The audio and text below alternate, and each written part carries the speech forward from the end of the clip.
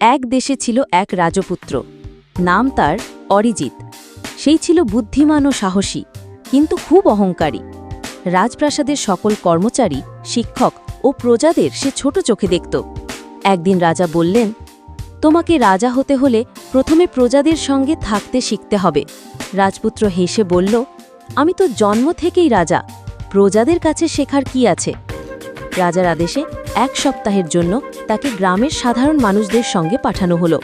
সেখানে সে মাটি কেটে, গরু চড়িয়ে সাধারণ পোশাকে দিন কাটাতে লাগল। প্রথম দিনেই সে ক্লান্ত হয়ে পড়ল।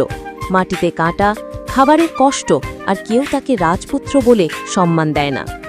শেষ দিন এক বৃদ্ধ বলল, পদ বড় হলে মাথা নিচু করতে হয়। অহংকার দিলে সম্মান হারায়, আর বিনয় দিলে হৃদয় জয় হয়। ফিরে এসে অরিজিৎ রাজাকে জড়িয়ে ধরে বলল, বাবা, আমি শিখেছি, বিনয় ছাড়া রাজা হওয়া মানে কিছুই নয়। শিক্ষা: অহংকার মানুষকে অন্ধ করে, কিন্তু বিনয় মানুষকে মহান করে তোলে।